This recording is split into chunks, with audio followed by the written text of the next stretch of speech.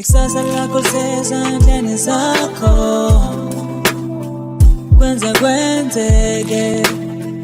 Kwenzekwenzeke. Molo sawubona ngiyabingelela igama ulinde kuhle usibongiseni mntaka Khumalo Dr Life hlala Nkosi kwaNongoma namhlanje iyelo ndaba kwenzeke podcast hayi ziyakhala baba akukho ukujikela emva kwendlu namhlanje ke sithe ake siye lapha empangeni emthunzini lapha esigodini sasesohlweni ngaphansi kwenkosi lapha nomzimela silanda ke gospel artist insizwa ke esiphethe namhlanje ke iqede umatriculation wayo ngo2013 esikoleni lapha na ke izenzeleni Mashamase High School kanti ke lensizwa ino N4 certificate in business management eyenze lapha na ke Coastal College kanti ke futhi ke ngonyaka 2017 kanti ke iqale kumculo wegospel noma kumculo nje ukwehla enyuka ngonyaka 2012 okutheke ngo2014 yaba ke kwi group no eyaziwa ukuthi ke Indumiso a male's gospel ibisi ikhiphi album yayo ke isihamba yodwana ngonyaka ka2017 eyaziwa ukuthi ke uJesu ukhona yaphinda yakhipha album ekuyona ke ethathe yambeka ebalazweni ilapha ngo2022 eyayithi ke nginethemba sikhuluma ngensizwa uNkosi umntaka Ngema akukho kunye uyena ukhona njengamanje asibamukele ke umntaka Ngema uNkosi sakamukela qhawula kwethu. Sibingelele baba Dr Live siyabonga kakhulu ithuba namhlanje ukuba live namhlanje sibingelele nababukeli kwi podcast enkulu kakhulu kwenzeke baba kwenzeke podcast usungaphakathi yazi ukuthini ke ngifuna ungithintele ngoba as a gospel artist I know nina nama note amnandi asivuselelayo to just welcome you and now usu welcome kahle yabona to welcome each other right okay engineer awungithintela khehla lami lapho khonto engifuna ukizwa la.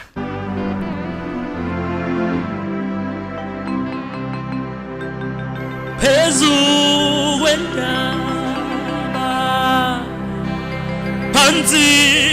kwamafu ebukhosi ake nibheke sesilindele thina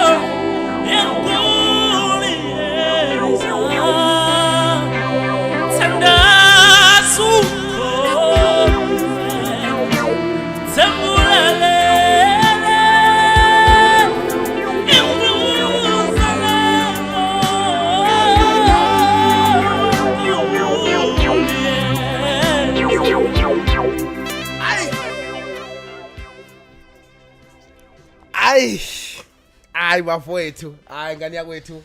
ngeke angibambe ithambo uNkulunkulu emkhulu masibona abantu abasha bevuthwe kangaka enkosini amathalente abo bawasebenzisele enkosini ukuqhuba izwi lakhe mntaka baba hey into enkulu kangaka uyithathaphi mfethu uNkulunkulu uma kuukuthi usuke ekuphathisile isipho esiyithalente kanje ukumesaba nje kuphela nanokuthi ngezo zonke izikhathi uhlale wazi ukuthi akhona kwakho okwakhe so ngaso sonke isikhathi uma uhlala uconsulta yena ugcina ubungcwele ngaphakathi kwakho uyena ke uNkulunkulu okunika amazwi okuphimisela nanothi umdumisa kubalekile ukuthi kuzwakale yena kungabi uqonda wakho ngoba isipho kuthiwa siyacebisa kodwa isipho uma ungasiphathi kahle siyashabalala kuyenzeka ufanishine ngegift uthola ukuthi uHoly Spirit okuyena uNkulunkulu asebenza ngaye akasekho mfowethu njengomuntu omusha uNkosi umntaka Ngema sesimshilo insizwa yasempangeni esohlweni lapha emthunzini ngaphansi kwenkosi umzimela sithatha usibeke mfethu ukhula emakhaya ngabe vele lolu uthando lalomculo wegospel belivele lukhona noma mhlambe into ehijack endleleni take us through my brother. Engakubalula kakhulu ukuthi uthando legospel Sure. luqale ngisamncane ubaba becula kwiDurban Choral Hayibo. ngisamncane Hayibo. so qala ke ngisakhula abazali ubaba engajwayele ukufika ekhaya Sure. so gijimani nizobuka kwi-TV nangu baba wenu ukhona uyeza Yes, so mangibona yes, baba ngithi yes. ubaba yinhle lento ayenzayo yabo Yes. so kwaba kancane nasesontweni kuba namakhwaya ngiya lapha kunosisi bami abadala ke nami ngangemaphakathi kwabo ngumfana ekhaya so ekhaya ngibe owes4 ngumfana mina oqala umfana manje amantombazane memadala so siyacula lapha noma ngigeje inothi bazongibuka kanje bencinze Umncane wena. ngimncane ngencinze kodwa kukho konke mfethu engakusho ukuthi uNkulunkulu ungenzele umusa empilweni yami ngoba before mfethu ngifuna ukubalula lokho ngeke ngacula ngihlabelela without understanding yokuthi ngenzani ngisaculela ukuthi uma ngicula kube nama expectations ukuthi uma ngishaya inothi ngilindele abantu bazothi ngisenzela abantu ngingakatholani nokuthi ngikholwe ngiphenduke ngisindiswe ngamukela umoya engcwele noJesu njengenkosi nomsindisi so after that mfethu la ngaqala khona ukubona ukuthi hawu kanti lento leyo uNkulunkulu ayibeke ngimina akuyona yami so kumele ngiyiphathe kahle njengeqanda ngaso sonke isikhathi lapho engaqala khona ngazi ukuthi uma ngiyaphakathi kwabantu into ebalekile ukuthi ngikhuleke ngibiza umdalo wezinto zonke okuyena ngoba kuyenzeka ukuthi ube nesiphiwo kodwa uthothi soshabalala ngenxa ukuthi azikho izithelo oyithelayo endleleni ngokukholwa ngokuthi uhlale ngimoya engcwele because uma before ngisacula ngakakholwa ngangikwazi ukuthi ngidlale ngengane zabantu ngenza izinto unnecessary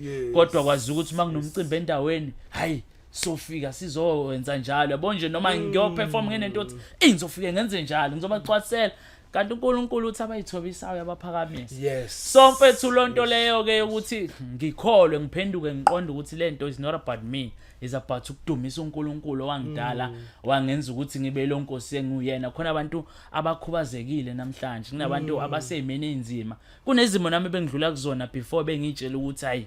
mhlawumbe ukwazi kwami but ngokuhamba kwesikhathi eBhayibhelini khona incwadi kulapha kwiRomans chapter 8 verse 10 wakhona uthi uNkulunkulu uyakuthalalisa isikhathi sokungazi umuntu kepha uma usuwazi wona wazi ilapho khona ke suke sededela ukuthukuthela kwakhe nolakalala okungukuthi ke mfethu after that ngabona ukuthi kusho ukuthi uNkulunkulu khona izimo ebengidlulisa kuzona ngisamncane mfethu mina ngangahamba ngifunda grade 5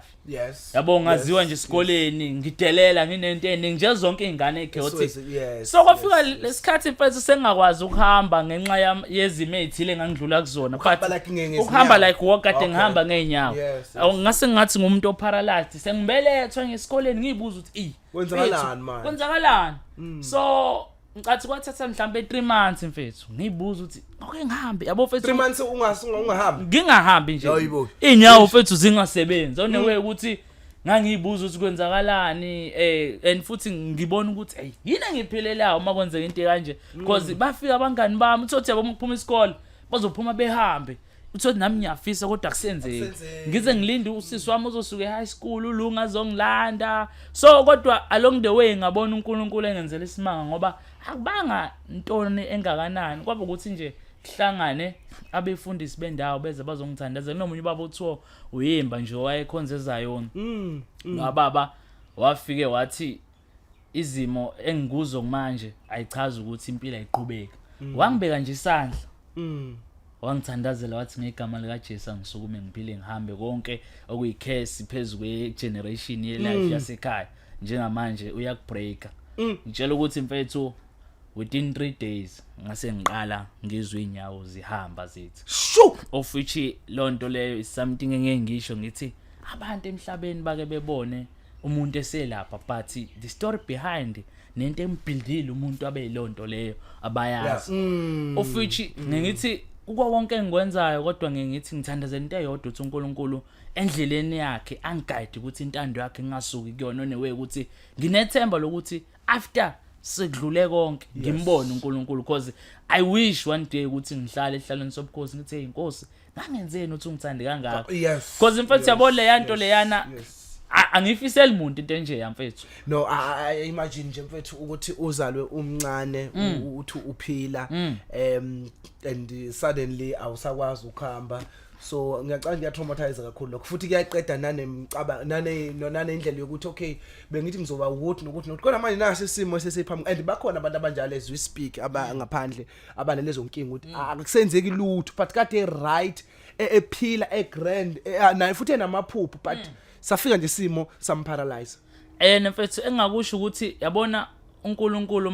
lithi iBhayibheli sifana njengembewu esandleni sakhe. Yes. Chaza ukuthi mfethu uNkulunkulu isosi yayo yonke into. That's why izwi ulifunda kuGenesis lithi wayekhona eqaleni engolwezi wathi akube khona ukukhanya kwakhona. Yabo mfethu uNkulunkulu kumethemba ngezikhathi zonke kuyasiza endleleni ngoba ukukhuthazela uthando lokuthi umbheke njengenkosi nomsindisi. So mfethu angeke ngitshele ukuthi yini eyadala ukuthi ngibe kulesa simo nanokuthi yini eyenzeka after it but engakubona ukuthi uNkulunkulu umkhulu. So kunengoma engaze ngayibhala kule album yami entsha le ethi nethemba ethi bekungwele oJesu cause I don't think cause abazali bami bazama ngayo yonke indlela. Angithi remember ngangakholwa ekhaya nje kwakuyiZayoni nje indaba yesonto nami nokunderstanding ukuthi kombe khona ukuhlukanisa uNkulunkulu nani but kutshela ukuthi I realized from there ukuthi impela uNkulunkulu namandla. So kwafika ukuthi bekungwele oJesu bengithwala emzimeni ngoba abazali bami ngangihlala nabo bethi mfana kwenze njani but bezama imizamo kodwa uthola ukuthi akulungi. Befika bengunge bekhala bethi ingane kwasha kwacima kwenze kodwa kungenzeki. So that's why kwazi kwafika ukuthi bengingwele oJesu bengithwala emzimeni ngoba ngilight because of amandla akhe nala enyakhona ngisathembe yena. That's why kwazi kwavukana nomhlabelelo uthi nginethemba ukuthi konke kuzolunga ngoba mfethu singasho umfowakho mali uthi khona izimo ezimfikela umuntu ngomuntu ukuthi yazi lento le iyangidla ngiyayifuna lento ukuthi yenzeke kodwa uthola ukuthi akwenzeki mhlawumbe ulala ucasukile kodwa awukunake ngakusasa after mhlawumbe ulala une stress ukuthi ngakusasa ukuthi uyavuka uzwe kunekuthula ungasazi kwenze njani okungukuthi sengawona amandla akho la kodwa uNkulunkulu umthandazo wakho kunesikhathi engeke ngicabanga ngithi yabo umusulele khona la uthi umlala khona ku switch off onke ama switch like umuntu osuke eku x-ray eyobulawa. I believe uthi uNkulunkulu umuntu wakhe nomuntu wakhe ipurpose anayo ngaye izofezeka nanokuthi uyena okwazi ukuthi emntweni engiphethe kabi angenze ngibe healed kuyona ngendlela okuyiyona. Okay asingeneke lana ke ngifuna ukuthatha ke umculo wakho ke manje ngifuna ukubuka njengentwana ekhulela ekhaya bekukhona bekhonza abazali kodwa hayi ngalo ndlela kuyikhaya nje elifudumele wafunda futhi waqeda then wangena ke emculweni wokholo yini ukwenza uqhubeke ngoba I know ukuthi kuhlukene umculo nokholwa. There's two different things. Yes ucula umculo wokholo but akusho ukuthi uyakholwa bana kucula umculo wokholo right. Ngifuna uunderstand ke manje ukuthi yini ekwenza uphushe as much izinto zingenzeki industry is tough. Engikubalula lapho ukuthi into edala ukuthi ngiphushe ngoba kuqala ngithembe umnikazi wayo lento onginike yona ukuNkulunkulu kuneverse elithi sithemba noma ngingasathembisi ngoba uthembekile osithembisile. Yes. So kunento ethi mina uma ngibona into ingahlangani ngithi yazi wayengeke uNkulunkulu anginike into singekho isizathu sayo namaphupha wa install enhlizweni yami wayengeke afike kuphela into efika ibehlungu ku-industry ukuthi ithuba ukuthi ubone ukuthi uyalideserve noma uyalidinga uthola ukuthi awulitholi. Kunabantu fethu abasemajele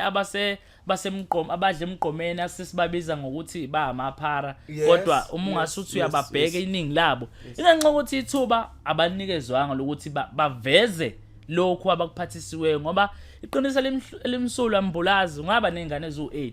noma ufisa zibe o-engineer zibe yini but umuntu nomuntu kumele ezumzali ucheck ingane uthi lo ugood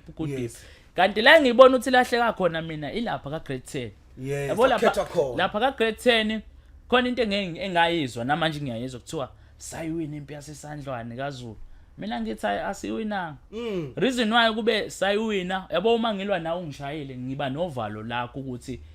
uma ngase ngiqondane nawe uzophinda ungiphinda. So thina laphana kuma career choices othisha it's fine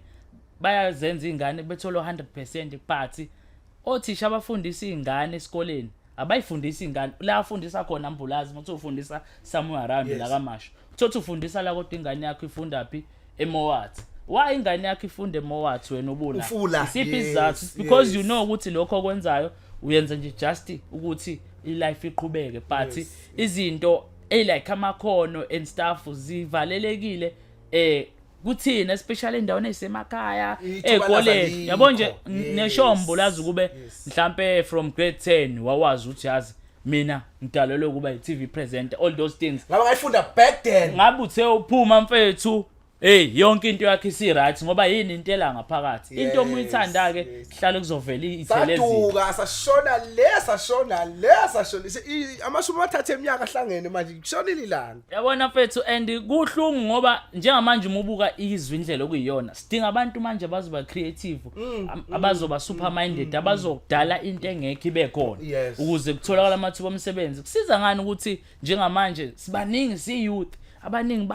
bakhona othisha abafundisayo ezikoleni but abaningi futhi abantu abayenza i-career choice ebheke ku-teaching then after that amathuba omsebenzi awekho yini into esingayenza ukuze kushintshe isimo ukuthi lapha kwama-career choices kumele i-department nezikhulu zicabanga ukuthi yini ezingayenza just to create abantu abazoba creative on a way ukuthi bakwazi ukuthi bevula amabhizinisi bebe abantu abazoba open minded because into ezoqhubeka yenzeka solibele kuthiwa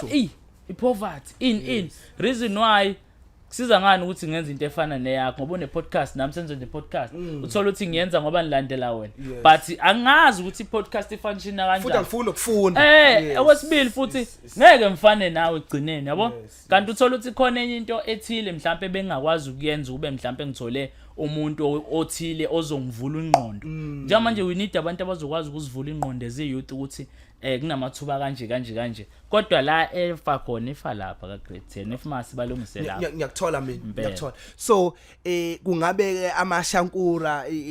imali kuhamba kanjani kuyenzeka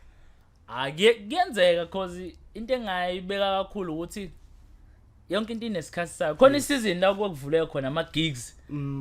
uzubona uthi hayi sengikhathele ke manje ngisafuna kodwa ubone ukuthi kodwa ngoba ngavuma ngiye so kuphela into ebalekile kumuntu oyiciko ukuthi imali yakho imaintain kanjani abu uya investor nezintweni ezizoba namandla ukuthi ukwazi ukuqhubeka nempilo kusasa so angifuna uqamba manga ayikho into engikhala ngayo ngisolayo kodwa uNkulunkulu nje ngimbonele ibele ngenzela umusa because ngasekhaya yakhe ingcetshwayo namalocal akhona omlalazi mthonjaneni kandla mhlathuze bangibizi manginama IDP ngifike lapha ngideliver umsebenzi wami ofictional lokho ngikholwa ukuthi kuamandla kaNkulunkulu because baningi abantu abangababiza but there is a favor ukuthi becabanga uma benza lana ukuthi hayi ngesibize lo mfana akangena so uNkulunkulu oyenza izinto zenzeke so now ke as ke siphusha wona umculo noma siphusha njengoba siphusha umsebenzi siyiphusha ngokuhlahlwana kwethu ithi kwenzeke ke nayo iyafisa ukufaka isandla kulekeleleni ukuthi siye phambili nangu ke umuntu omusha ufuna ukuba yi-artist gospel yini le umgogodla noma eungqo ongamphathisa yona ukuthi nawe yazi ukuthini ifuza kulomkhakha nazi into ongasiqaphela 90 esiyidingayo uyabo lonto leyo because sometimes njengoba ukhalthi kwa grade 10 awake ukhetha laphana ikakhulukazi ezikoleni ezisemakhaya nekosesemalokishini azinayo lento yamakhono kakhulu ufundiswa nje i-life science i-physics ufundisa i-commerce then sekuphele kanjalo when it comes to art imsebenzi yezandla ayikho ayibona nobuciko obuthile abukho so uthini kumuntu osekhaya ofisa ukungena kwi-industry ye-gospel okumele eze eyiphethe engezi ebhayiza nje eyithela engakusho kokuqala ukuthi lo muntu lo ofuna ukungena if kuukuthi kwama-family members akhe ayikho i-backup sure ngoba nansi enye into eshaya umbulazi kubalekile ukuthi umntwana uma umbona into ayiphathisiwe umseke yabona if ngiyaperforma ngibona ubaba wami ehle lapha that means a lot to me noma abantu bengaba abaningi kodwa khona into ecounter ngiyathola mina ngiyathola into ebalekileke umuntu umefuna ukungena kwi-gospel kumele eqala azi ukuthi yena ubani number 2 ufunani ngalento inhloso yakhe ithini futhi okunye lokho kumshisayo kumholela ngaphakathi enhlizweni ukuthi aye ku-gospel okula kuye angavumeli ukuthi kucinywe izimo ngoba siphila ngithi liyana izulu liyabalela. Yes. So izimo ezifikayo ayidala ukuthi akancikibale ngoba iphupho lihlupha yena ongalali ngephupho lakhe. Yeah. Futhi uyena owaziyo ngephupho lakhe. Into ebalekileke kumele ayiqaphele kakhulu ukuthi indlela angena ngayo ucontact-ana nabantu akuyibona bonani ngoba bakhona abantu bawosomathuba abadlala ngabantu la eminyango umuntu emthembisa izinto umuntu kuthola ukuthi akasayifezi. Yes. Number 2 oqala ukuthi akaqala athemba uNkulunkulu athandaza ambuze ngokuthi lento Nkosi oyibeke kimi ngenze njani ngayo. Yes. Noma seyiqala iprocess yayo kune verse lapha eBhayibhelini lethi icelo zethu zonke azaziwa uNkulunkulu emqalisi nomphelelisi. So uma ungamcontact-anga uThixo usayiqala le journey yokholo uzoya nje wena uwena along the way musuzomconsulta late kungenzeka ashaye kanti uma econtact uNkulunkulu umoya engcwele uzomtshela noma mina ngimfonela ngizomgebenga mhlambe ngithi nawo umcimbi ngithi ngizokunika u2000 na petrol kanti khisha u20 khona kunento ezomsiza ezomlapha noma abantu sebedlala ngayo ukuthi angami ngoba ukugive up akuyona isolution. Abantu abasuccessful ngoba bawona amagwala. Ingakho nasendulo kuthiwa ushaka amagwala wayewagwaza ngomkhonto wabulala. So into ebalekile ukuthi abheke iphupho lakhe alalele amaplan nawo akubalekanga uthelelwe washare nomuntu lo fake into kuyo yena ozomtshela ukuthi zama kanje. So kubaleke lokho ukuthi akabe phela nesource nani ukuthi ayithandazela into yakhe ayibiyele asho yena lapha emthandweni ukuthi amfisa uMandlane noKhumalo adlale ngami. Cela abantu abazoba osomathuba mhlawumbe abathile bathi alethe abantu abaright uNkulunkulu uyena uyazi ukuthi umuntu udingani ngasikhatsini ngoba naye Khumalo umuya kuma event kompucuzeke kuyothi yo MC laba abantu suke awunamandla wona ukuthi laba abantu mangithi sanibonani bathi yebo kodwa ke uma uqale waconsulta lo ophethe inhliziyo zabantu ingakho ngithi khona umuntu owayebanjwe eBhayibhelini eganga bathi sebethi Nkosi somkhanda ngamanje wabuza ukuthi khona nini ongenaso isono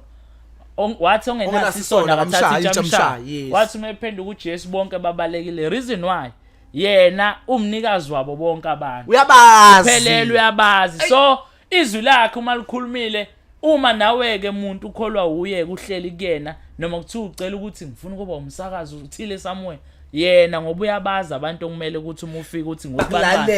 uyena owenza inhliziyo yami ukuthi ngithi yazi umbulazi angimlaleli noma ngimsizeni kodwa umbulazi uma ukuthi ngifuna usizo kuya ngimtshela ngithi embulazi ngifuna 1 no 2 ngenzeke uma ngize wona ngingenzeki kodwa uma ngitshela umuntu uma ngisho futhi lisho igama ngithi yazi umbulazi ngoba ngiyalapha ku podcast yakhe cela uNkulunkulu ukuthi umenze angilalele neteam yakhe nje ingithobele kungabi ukuthi koba ucikoza kwami nokuphafa kwami yehlisa mina kuvele wena mbulazi menza beyilento le so uNkulunkulu yena onamandla ukwenza because ngoba ngiyela nje uma ngisuka mhlambe ngingafa endleleni ngikhathi kuthiwa wagcina kwenzeke so anginayo isho ukuthi ngizofika nasedropeni kodwa ke ngithemba lo ngilethela ngalesikhathi ngalolu suku wazi ukuthi bemele ngibe la khehla lami ushayile no awuphinde mfana uthinta ama strings lapho mina ngifuna ukuzwa ama strings kukhona abantu bafuna ukuqasha abantu bafuna bathi usiyakuzwa uyatholala komthonjaneni King Cetshwayo sikufuna manje ngapha komzimkhulu sikufuna everywhere Gauteng ngiyazi ubuya naseSwatini uyintuze ematasa so sithintele lapho producer ukwazi ukuthi ke sizwe lento nobuyoninco ehlangene ningizimu Afrika ngoba seyikwenzekwenzeke sithi ke italent lomuntu omusha alihlali obani uthando lakho kithina bantu lukhulu owanikela wongendo dana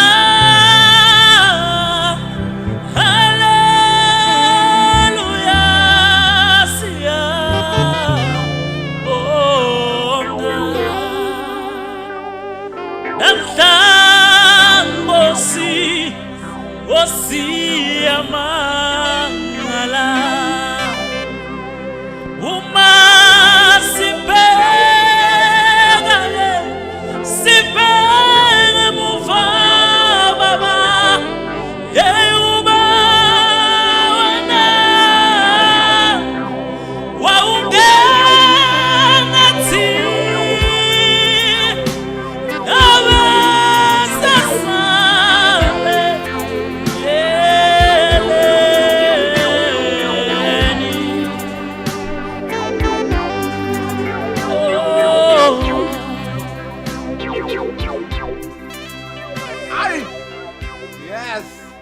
cofa mfana lapho cofa khehla cofa yer ayona makuthiwa khulunywa ngetalente kukhulunywa ngomculo bafowethu unkosi umntana ngema anyakugcoba khehla kwenzeke podcast iyakugcoba khehla ikuhlalisa namakhosi yakutshela ukuthi no italente lakho lihle kakhulu you know vele mnganami ke sisuka kuthi kakhulu and I still wish ukuthi uNkulunkulu angaqhubeka ukubless akubusise ngephimbo lakho lisabalala iningizimu Afrika yonke bakulandela abantu. Okay, before we go any further and sithathe nokuthi uthola kanjani enkundla zokuxhumana nengcingo zakho ake size la 3 questions akusho bathi uma ungiculele kahle kusho ukuthi cha ngiyafika la 3 questions imibuzo emithathu kule mibuzo emithathu ababukeli bekwenzekwenzeke bayazi ukuthi iciko lethu noma isivakashi sethu suke silibuza imibuzo emithathu suke la khona simnika ilungelo lokuthi uma ethi umbuzo akawazi ethi ayasihlule siyadlula asina inkinga nathi futhi asisho ukuthi ku right okushoyo noma ku wrong kodwa sike sidedele umbukeli ngasekhaya ukuthi kuba uyena ozosho ukuthi cha ushayile la noma imibuzo bayiphendule bona phezulu kwemibuzo yakho noma kwezimpendulo zakho othe wasinika zona. Question number 1. Awukwazi ukuthi uhlabelela umemezo njengamanje angisezwa. Hayi ngiyalalele baba ngidumbu. Question number 1. Kunomculi wegospel obaziwa ngedlala lesithi Big Fish hlonishwa kakhulu eNingizimu Afrika ngabe ubani lo mculi lo? Ubaba Sipho Makabane lo. Usho kanjani? Hayi uyena impela. Hayi uthi Sipho Makabane ake sithembe kanjalo. Question number 2. Lamagama kukwena ukuthi okay khona igama elithi ukuduka kube khona igama elithi ukulahleka ngiphinde ukuduka ukulahleka kungabe lamagama incazelo zawo ziyafana noma sifana ma zingafani zithini incazelo zakhona asiphinde ukuduka ukulahleka kungabe incazelo zalamagama ngabe asho into efanayo yini na uzothi yep noma uthi cha uma uthi cha awasha amagama afanayo shuthi ke manje kumele ungichazele ukuthi leli lisho ukuthi leli lisho ukuthi lamagama acisha afane kodwa acisha afane acisha asho into efanayo kodwa wafana mana asisho into eyodwa amagama achaza into efanayo noma awachaza into efanayo into ecisha ukuthi ayifani kungabe ukuduka ukulahleka kusho into efanayo noma achaza into engafani achaza into engafani ngichazela ukuduka ukwenza njani okay ukuduka ilapho khona usuke ufuna indawo ethile ungayitholi ukuduka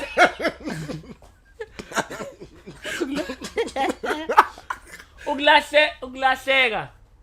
ilapho khona ufuna indawo ungayitholi sokungena ukuduka ukufuna indawo ungayitholi uhamba ubuso sokudukile la ukulahleka wena musufuna isibonelo usufuna ukusisho wena kodwa ngikulungileke let me give you the opportunity because yeah ukuduka usuke ufuna indawo ongayazi uhamba uyibuza uthi kombe la nyakhona kephi ukulahleka usuke uye la ongazi khona futhi ungelulu ukuthi utholakala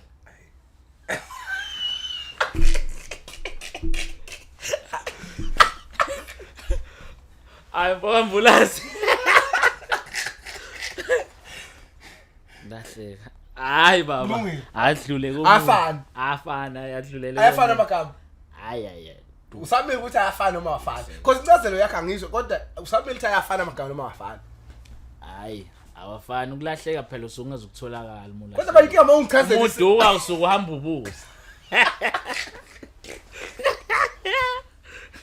muduke yabuza umulahlekile hayi usungazi uthola kodwa futhi umulahleli uyacinga nje futhi hayi adlulele komunye umuntu baba ushaka imphica abadala akamohlo lakhulu wena ungasemakhaya wasemthuzini wena wafunda hayi ngiyasazi impela kulungile isisu isaga lesi somhambi dash angiqedelile ngiqedelela bese uyangichazela sisho ukuthini isisu somhambi dash sisho ukuthi uqedela ujobela kuyashoda kodwa eshodayo lapha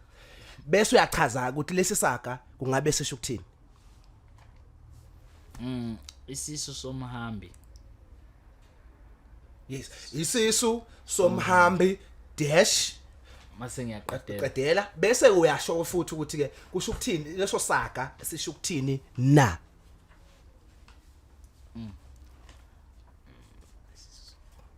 Ayo. Isisu somhambi. Yes. Six pack.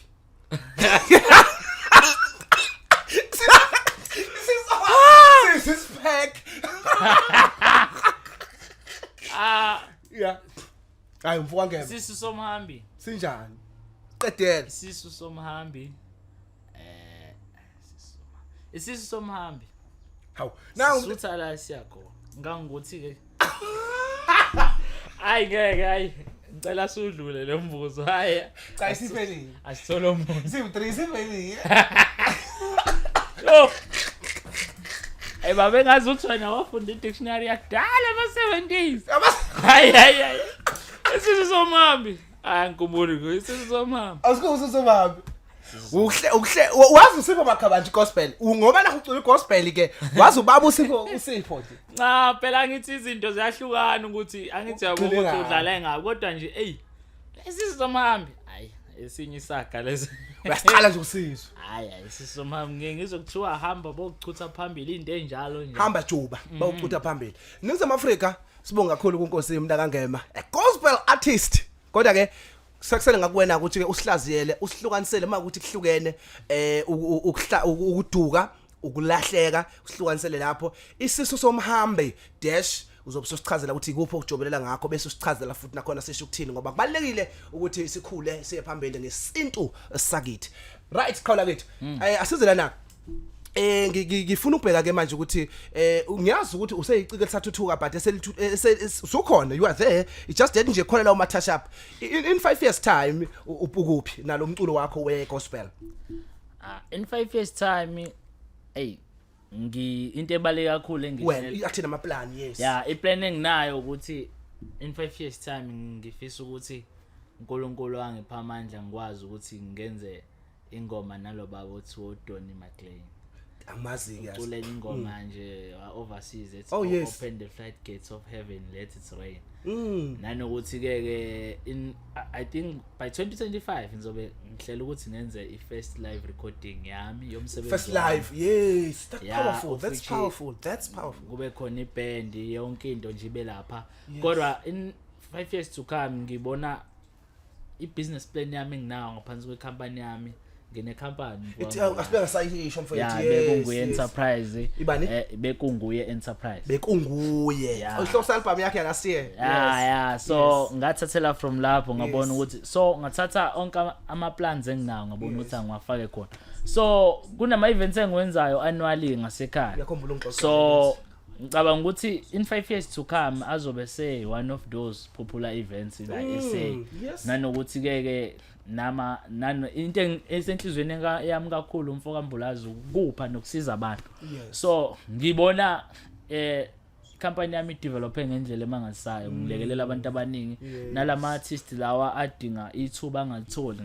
ama event okwa hosta ngiwanika ichance like as you wenza nje mfoka Mbulazi nawe okungukuthi into enhle le kumele sibonga abantu bayazi ukuthi unalo uthando lokusiza nokulekelela abantu lapho nalapho lulisana kodwa nje in 5 years to come uNkulunkulu ngibonisa iphupho elikhulu kakhulu engilibona selifezeka. Ngane yakwethu utholela kanjani ku YouTube nakhona vele ngiyazi ukhona into zakho oziphostayo ngifuna ukuchecka la ku Instagram ku WhatsApp sikwazi ukuthi sikulandele nathi sikwenze podcast ku YouTube channel yami ithi nje Nkosi Ngema. Then if you write Nkosi Ngema kuzovela lapho zonke into zami music video yami nayo yonke into engiyenzile on Facebook page just Nkosi Ngema page kuzovela yonke into ngami if you willing ukuthi ungibhuke uzobona ama details lapho then ke ama contact details ngiwashiye WhatsApp yes ufuna uku WhatsApp it's 071 556 5891 071 556 5891 for more info ke ngicathi siyokwazi ukuthi ulandele lapho nama emails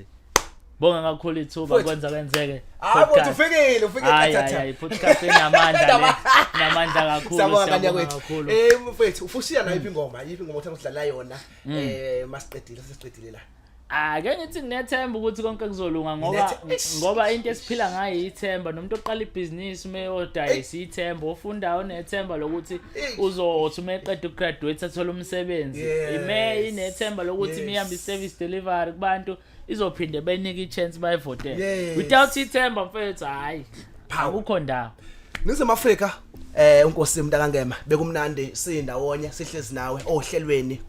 kwenzeke podcast uhlelo olukhula ngendlela esimanga ungayeke ukusubscribe please go and subscribe nje manje ubusibuka nje subscribe ku YouTube wethu Kwenzekwenzeke okanye uma ukuthi usibuka ku Facebook noma ku TikTok phuthuma uye lapha ku YouTube wethu ufike usubscribe Kwenzekwenzeke podcast sibonga kakhulu kuNkosi Ngema kube kuhle kakhulu mfowethu ukuhlala nawe sithi ke ithemba nje ilona libalekile ithokozele